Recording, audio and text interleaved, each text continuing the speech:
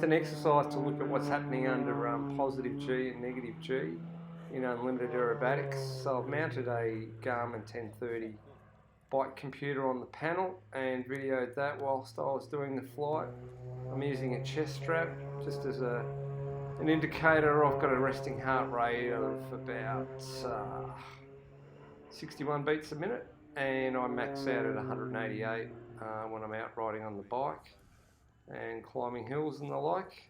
And so yeah, here you've got about a +8 pull to vertical into the flick, and the heart rate spiked right up to 150 beats a minute.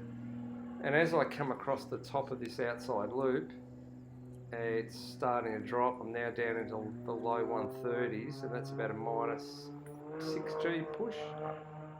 And the double roll back to inverted there. So clearly, under negative G, your heart rate slows down, and under positive G, it starts to spike up.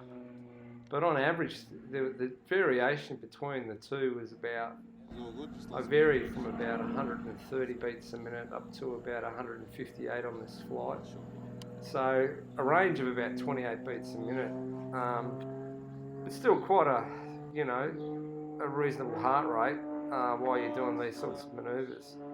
So, you're pulling, sort of like that pull out of the vertical would probably be about 8 or 9G into the square loop, maybe 10.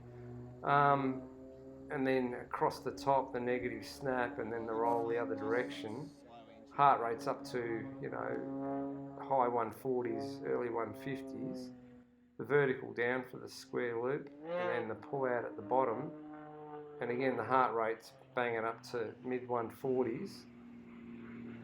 And this is just a Cuban where you're constantly under G. And if you have a look at this, probably a 7G Cuban, 158 heart rate. I was quite amazed to see that. Pull around the corner. On the horizontal, the heart rate drops a little bit because your heart's not working as hard. 3/4 flick on the vertical up into a canopy back tail slide. And that was probably an 8 or 9G pull.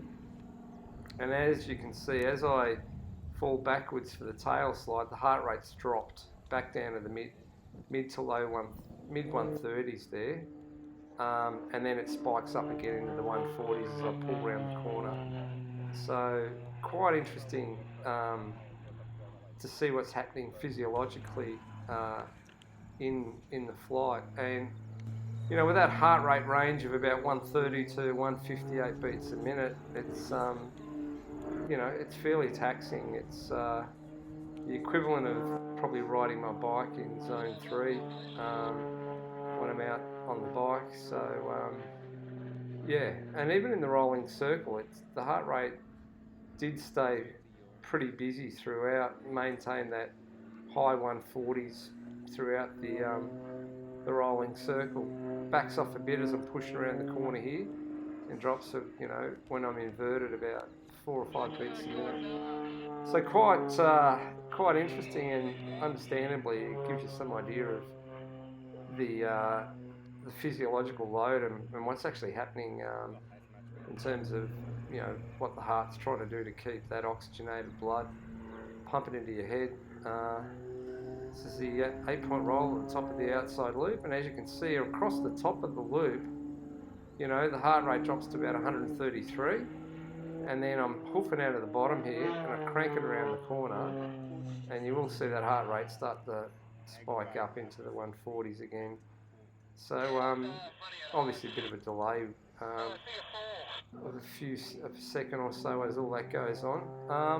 But yeah, interesting. I had no idea. So here I'm 124 beats a minute and pulling into this probably an 8G pull into the Humpty here, and then the negative snap. I've gone up to 137 beats a minute from 124. So quite a marked change. Push over the top, the heart rate drops to 120, and then you got an 8G pull out the bottom there, and you watch it'll start to spike back up into the 130s. Well, even more. We're into the 140s here. into the snap on the vertical up. So yeah, very interesting. I